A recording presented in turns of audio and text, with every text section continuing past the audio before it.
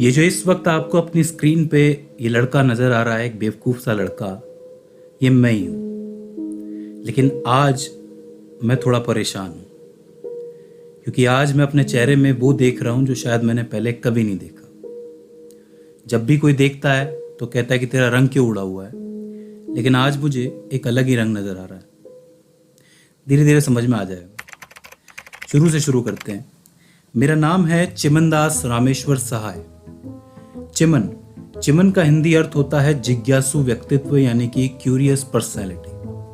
मेरे पिताजी रामेश्वर ईश्वरचंद सहाय ने मेरा इनाम बड़ी ही होप के साथ रखा था, जिससे कि मैं भी एक क्यूरियस माइंड बनूं और चीज़ों को समझने और सीखने में हमेशा आगे रहूं, कभी सुस्ती ना दिखाऊं। लेकिन एक पुरानी हिंदी कहावत है ना कि आँख का अंधा और नाम नयनसुख। भाई, क्यूरियोसिटी सिर्फ नाम से थोड़ी आती है। और अगर आप किसी चीज़ को लेके क्यूरियस हैं भी तो ये तो सिर्फ फर्स्ट स्टेप है।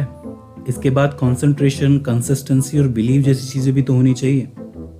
खैर, किसी बड़े लेखक ने कहा है ना कि नाम में क्या रखा है। यह बात मुझे भी सही लगती थी, काफ़ी समय तक सही लगती थी, लेकिन मेरी ये सोच बदल गई।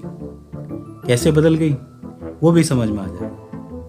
नाम तो मेरा अच्छा है लेकिन थोड़ा पुराना है। अब जितना पुराना मेरा नाम है उतने पुराने एक स्कूल में मैं पढ़ता हूँ। मेरे स्कूल का नाम है आनंद विद्यापीठ। साल 2015 में 10th क्लास पास करने के बाद मैंने यहाँ एडमिशन लिया था। आनंद विद्यापीठ ने हमारे पूरे 15 किलोमीटर के एरिया में क्लास 10th का सबसे अच्छा रिजल्ट दिया था। इसके बड़े बड़े बैनर लगे हुए थे हर खंबे के ऊपर, जिस पर उस छात्रा की तस्वीर थी, उस स्टूडेंट की तस्वीर थी जिसने राजस्थान बोर्ड में मेरिट लिस्ट में अपना नाम दर्ज करवाया था। उसका नाम था नलिनी विश्वकर्मा। इसी बड़े से बैनर के ऊपर 3 छात्रों की और तस्वीर लगी थी जो कि छोटे छोटे गोलों में थी, पासपोर्ट साइज जिसको कहते हैं, जिसमें 2nd नंबर पे थे सम्राट पारिक, 3rd पे थे श्याम सिंह यादव और 4th पे थे मनीष नेमीवाल। ऐसा लगता था कि ये आनंद विद्यापीठ एक तरीके की फैक्ट्री है जो कि ऐसे स्टूडेंट्स का निर्माण करती है जो कि पूरे राजस्थान के अंदर अच्छा रिजल्ट दे सके। और आनंद विद्यापीठ का नाम इसी वजह से इस साल बहुत ऊंचा हो गया। अब जिस विद्या निकेतन से मैंने क्लास 10th पास की थी, जहाँ पे मुझे 84% मिले थे, वो सिर्फ सेकेंडरी था, यानी कि वो सिर्फ 10वीं क्लास तक ही, यानी कि 10th क्लास तक ही बच्चों को पढ़ाता था। इसके बाद की मान्यता उनके पास थी नहीं, उसके बाद की अथॉरिटी उनके पास नहीं थी। तो यानी कि अब स्कूल चेंज करने की बारी आ गई थी, नया स्कूल ढूंढ रहे थे। और जिसने 10th में इतना अच्छा रिजल्ट दिया है जिस विद्यापीठ ने, वो 12वीं में भी अच्छा ही रिजल्ट देगा। और सबसे बड़ी बात यह है कि जिस नलिनी विश्वकर्मा ने अपना नाम मेरिट लिस्ट में दर्ज करवाया है, उसी की कक्षा में बैठने का मुझे मौका मिल सकता है। तो मेरे पिताजी रामेश्वर सहाय ने मुझे आदेश दिया, ऑर्डर दिया, हालांकि रिक्वेस्ट तो वो करते भी नहीं मुझसे। उन्होंने मुझसे कहा कि जाओ, जाके पता करके आओ कि यहाँ का फीस स्ट्रक्चर कैसा है और पढ़ने लिखने का वातावरण कैसा है, यानी कि एनवायरनमेंट कैसा है। आनंद विद्यापीठ मेरे घर से तकरीबन 3.5 से 4 किलोमीटर की दूरी पे था और मैं जैसे तैसे करके बस पकड़ के वहां पर पहुंचा। आनंद विद्यापीठ की बिल्डिंग काफ़ी बड़ी थी, L साइज की बिल्डिंग थी, जिसमें एक बड़ा सा प्लेग्राउंड बना हुआ था। नीचे छोटी क्लासेस बैठती थी, बीच में उससे बड़ी क्लासेस बैठती थी और ऊपर सबसे बड़ी क्लासेस बैठती थी। और नीचे था यहाँ के प्रिंसिपल का ऑफिस। पहले मैं यहाँ के प्रिंसिपल साहब के बारे में आपको बता देना चाहता हूँ, बड़ा ही रोचक मामला है, जरा ध्यान से सुनिएगा। हमारे प्रिंसिपल सर का नाम था श्रीमान सुधीर जी चौधरी और उनके छोटे भाई का नाम था श्रीमान राघव जी चौधरी। और इनके जो पिताजी थे, जो कि अब रिटायर्ड थे, उनका नाम था श्री युगल किशोर चौधरी। यानी कि स्कूल का जितना भी काम था, यानी कि स्कूल को चलाने का जो भी काम था, ये दोनों भाई मिलके करते थे, सुधीर जी और Raghav ji. Main principal school के सुधीर जी थे, क्योंकि वो बहुत ज़्यादा क्वालिफाइड थे, पढ़े लिखे थे, बड़े थे। लेकिन राघव जी उतना ज़्यादा पढ़े लिखे नहीं थे, मतलब वो मुश्किल से स्कूल पास आउट थे। स्कूल में भी वो मतलब 8th या 10th क्लास तक ही पढ़े थे, इसलिए उनका ज़्यादा पढ़ाई लिखाई में ध्यान नहीं था। इसलिए वो स्कूल के बाकी सारे काम कर लेते थे, जैसे कि फी की रिसिप्ट बनाना, टाई बेल्ट बांटना, डायरीज बांटना, या फिर छोटे बच्चों को किताबें बांटना। इवन स्कूल के अंदर 3 बसेस हुआ करती थी, जिसमें से 2 के लिए ड्राइवर थे और 1 बस राघव जी खुद चलाते थे। अब कहने को तो ये एक नॉर्मल स्कूल था, लेकिन फिर भी ये एक नॉर्मल स्कूल नहीं था, क्योंकि जो सुधीर जी और राघव जी थे वो बहुत ही ज़्यादा सख्त थे। आप अपने आसपास इमेजिन करके देखिए कि आपके आसपास सबसे ज़्यादा सख्त आदमी कौन है जिससे आपको डर लगता है। तो समझ लीजिए कि वो जितने सख्त हैं उससे दुगने सख्त ये दोनों भाई थे। इन्हें सिर्फ एक ही भाषा आती थी, डंडा और मुर्गा, मतलब बेइंतहा सा कुटाई, मतलब मुर्गा बना करके पीटना, बगैर मुर्गा बना करके पीटना, हर हालत में पीटना कुल मिला। लेकिन ये बात मुझ जैसे गरीब को कहाँ मिली। तो मैं पहुंचा, लेकिन जब मैं पहुंचा तब वैकेशन हो रही थी स्कूल की, तो मैं जाकर के बैठ गया ऑफिस में। सुधीर जी आए, बड़े शांत स्वभाव के लग रहे थे। मैंने सुधीर जी से कहा कि सर मेरी यहाँ पढ़ने की इच्छा है। तो सर बोले यहाँ सब पढ़ने की इच्छा लेके ही आते हैं बेटा, तुम कहाँ से आ रहे हो? जी सर मैं यहाँ से 3-4 किलोमीटर दूर रहता हूँ। मैंने अपनी क्लास 10th पास कर ली है और वहाँ जो मेरा स्कूल था वो सेकेंडरी था, यानी कि वो सिर्फ 10th तक पढ़ाता था, और अब मैं 11th-12th करना चाहता हूँ, इसीलिए मैं यहाँ आया हूँ। कौन से विषय में करना चाहते हो, कौन सा सब्जेक्ट चाहते हो? जी साइंस, एज एक्सपेक्टेड। हाँ ठीक है, तो साइंस में बायो लोगे कि मैथमेटिक्स लोगे? सर बायोलॉजी से तो मैं दूर ही रहता हूँ, मैथमेटिक्स ही लूँगा। मेरी मैथमेटिक्स 10th के अंदर बहुत अच्छी थी, इवन 8वीं क्लास में मैंने 10वीं क्लास की बुक सॉल्व करना शुरू कर दिया था। ठीक है बेटा, वो तो बाद में पता चल जाएगा, फ़िलहाल तो वैकेशन है और 15 दिन के बाद वैकेशन ख़त्म हो जाएगी और स्कूल चालू होंगे।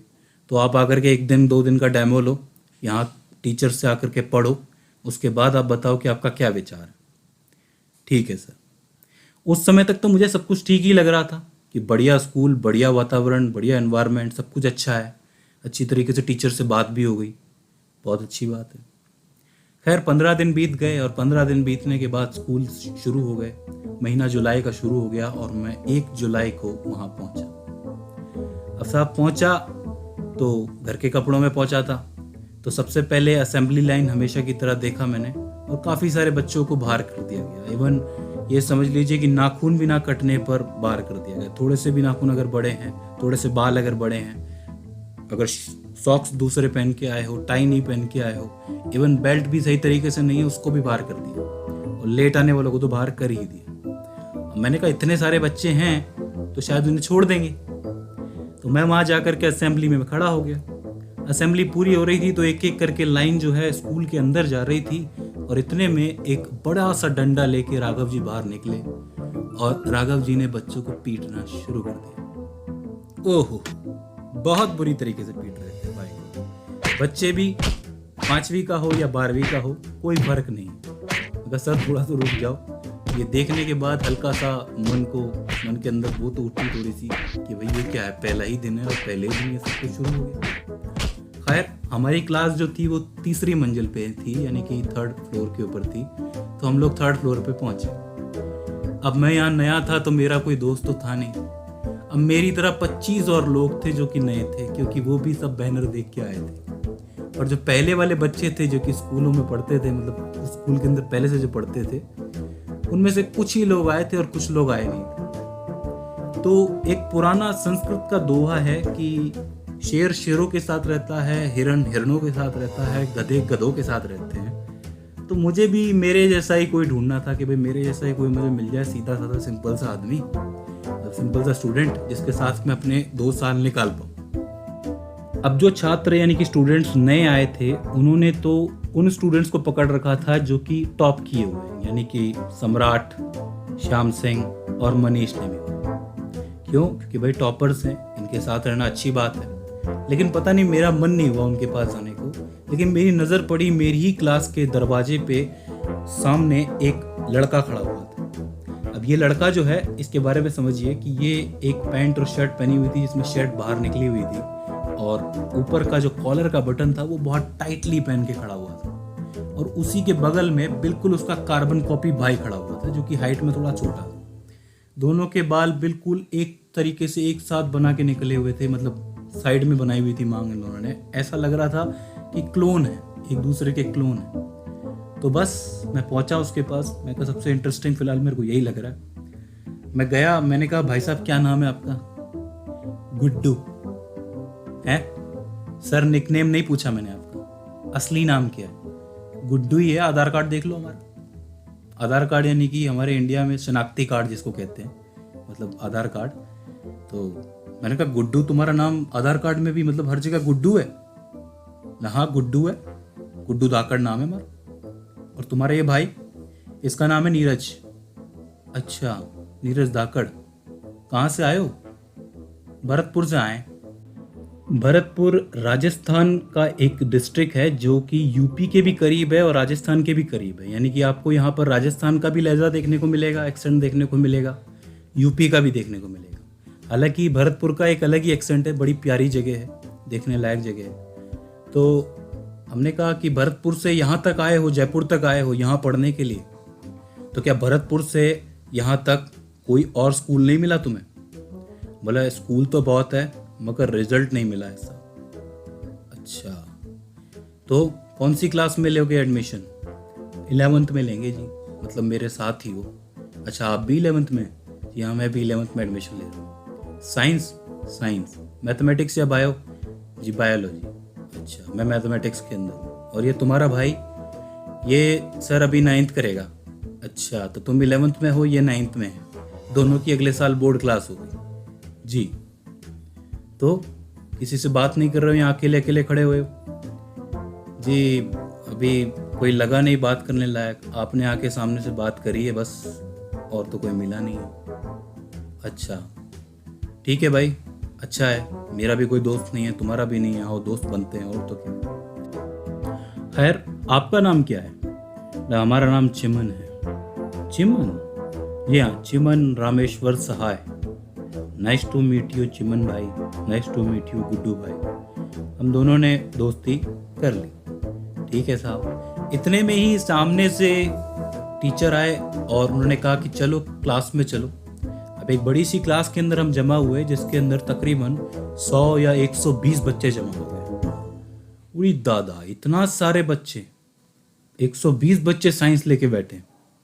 अरे नहीं भैया, नहीं भैया, गुड्डू बोला, ये साइंस के बच्चे नहीं है, ये कॉमर्स, आर्ट्स और साइंस तीनों के मिला के आए हैं, और इतने सारे साइंटिस्ट थोड़े निकालेंगे।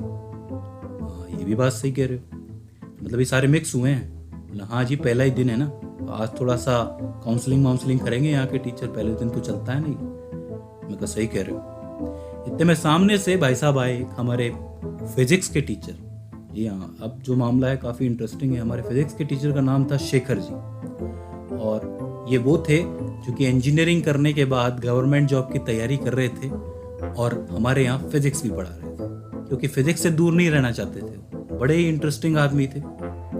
अब जैसे ही हम लोग क्लास में बैठे और वहाँ से 4 लड़कियों के बीच में चलती हुई नलिनी विश्वकर्मा आई, और क्या वो अंदर आई तो गुड्डू तो पागल हो गया। और देख देख देख, मेरिट वाली आई, मेरिट वाली आई, मेरिट वाली आई। अरे मेरिट वाली ही आई है भाई, इंसान ही है, बैठने दे। उसके बाद सम्राट भैया अंदर आए। अरे ये सम्राट है ना, सम्राट 90% वाला? हाँ 90% वाला, वही है, इससे दोस्ती करेंगे। उनका गुड्डू भाई शांत हो जाओ, बाहर तो शांत थे, यहाँ क्या हो गया, तुम अशांत क्यों हो रहे हो? पहले देख तो लो किस तरीके के इंसान है ये। ठीक है भैया, लेकिन अच्छे हैं, पढ़े लिखे हैं, पढ़ने लिखने वाले हैं, इनके साथ बैठेंगे तो हमारा रिजल्ट भी सुधर जाएगा। ठीक है साहब, देखेंगे, वो तो वक्त ही बताएगा कि कौन कितना पढ़ने वाला है। तो पहले दिन हर किसी के मन में जोश रहता है कि भैया मैं ही गाड़ूंगा झंडे। ठीक है, इसके बाद सर ने अपना भाषण देना शुरू किया। हाँ भैया, इकट्ठा हो गए सारे के सारे, कहाँ कहाँ से आए हो और कौन कौन सा सब्जेक्ट लेने वाले हो, जरा बताओ तो सही, और क्यों ले रहे हो ये भी बताओ। अब हम तो नए आए थे, अब अगर खड़े होके बोलेंगे कि सर अल्बर्ट आइंस्टाइन बनने आए हैं तो कैसा लगेगा भैया। तो सर ने ही एक स्टूडेंट को उठाया, कोई बोल नहीं रहा था, तो बोला हाँ भाई कौन सा सब्जेक्ट लिया है? सर साइंस लिया है हमने। हाँ हाँ वो तो पता है, साइंस लिया है, क्यों लिया है साइंस? जी वो आगे चल के हमको रिसर्चर बनना है। अच्छा रिसर्चर बनोगे, किस चीज़ में रिसर्च करोगे? सर केमिस्ट्री में रिसर्च करेंगे हम। केमिस्ट्री में क्यों करोगे, फिजिक्स में क्यों नहीं करोगे भाई? सर केमिस्ट्री जो है बहुत इंटरेस्टिंग सब्जेक्ट है, काफ़ी सारे एलिमेंट्स होते हैं, काफ़ी सारे एक्सपेरिमेंट्स होते हैं, बहुत सारी चीज़ें देखने को मिलती है, हमने कई सारी लेबोरेटरीज पिक्चरों में भी देखी है। अच्छा, और क्या जानते हो केमिस्ट्री के बारे में? तो सर अभी जानते तो कुछ नहीं है, 2 साल में जान जाएंगे। हाँ बेटा बैठ जाओ। एक और को उठाया, तुम क्या ले रहे हो भाई? सर हम कॉमर्स ले रहे हैं। कॉमर्स? कॉमर्स क्यों ले रहे हो? सर हम बिजनेसमैन बनना चाहते हैं।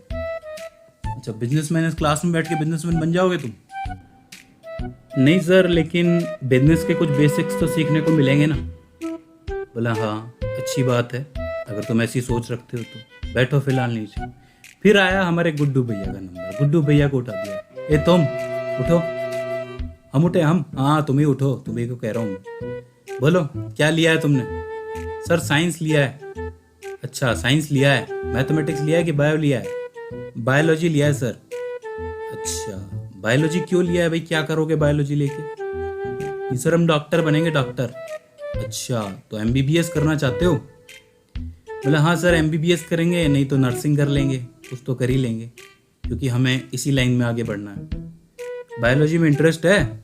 बोला हाँ सर है ना, हम पूरा फेफड़ा वेफड़ा सब जानते हैं, हम रेस्पिरेटरी सिस्टम सब जानते हैं, हम किडनी विडनी। अच्छा तो चलो एक सिंपल से सवाल का जवाब दोगे? हाँ सर पूछिए।